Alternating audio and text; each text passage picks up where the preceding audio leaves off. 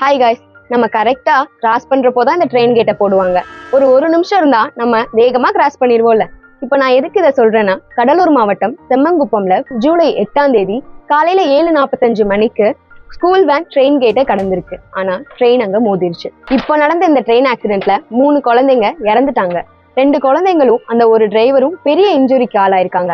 என்ன நடந்திருக்கு அப்படின்னா, அந்த ஸ்கூல் வேன் எப்பயும் போல 5 குழந்தைங்களை ஏத்திக்கிட்டு வந்திருக்கு.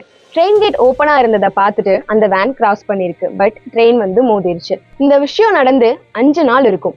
ஆனா நான் எதுக்கு இதை இப்போ சொல்றேன்னா, இது எல்லாத்தையும் பாக்குறப்போ ஏதோ ஒரு இடத்துல நம்மளுடைய அலட்சியம் கூட ஒரு காரணமா இருந்திருக்கு. என்ன அப்படின்னா, ஒருவேளை அந்த ட்ரெயின் கேட் கீப்பர் க்ளோஸ் பண்ணிட்டு போயிருக்கலாம், இல்ல அந்த டிரைவர் ஒரு வாட்டி ட்ரெயின் வர பாதையை பார்த்திருக்கலாம், இல்ல அந்த ஒரு ட்ரெயின் ஹாரன் அடிச்சாவது இருக்கலாம். அப்படி இருந்திருந்தா ஏதோ ஒரு விபத்தோ அழிவையோ நம்மளால தடுக்க முடிஞ்சிருக்கும். நம்மளுடைய அலட்சியங்கள் எவ்வளவு பெரிய அழிவை கொண்டு போகுதுன்னு பாத்தீங்களா? ஃபிளைட் ஆக்சிடென்ட்ல இருந்து இப்ப குஜராத்ல நடந்த ட்ரெயின் ஆக்சிடென்ட் வரைக்கும் நம்மளுடைய சின்ன சின்ன அலட்சியங்கள் ஒரு ஆபத்தை தருது. நானே பார்த்திருக்கேன், ட்ரெயின் கேட் க்ளோஸா இருக்கப்போ கூட சைக்கிள் இருக்கவங்களோ 2 வீலர் இருக்கவங்களோ அவங்களால போக முடியும் அப்படின்னா அவங்க போறாங்க. ஒருவேளை நெக்ஸ்ட் டைம் நம்ம அலட்சியமா இருக்கிறப்போ, ஒரு ரூல்ஸை பிரேக் பண்ணப்போ அதுக்குடைய பின்விளைவுகள் என்னன்னு யோசிச்சு செய்வோம்.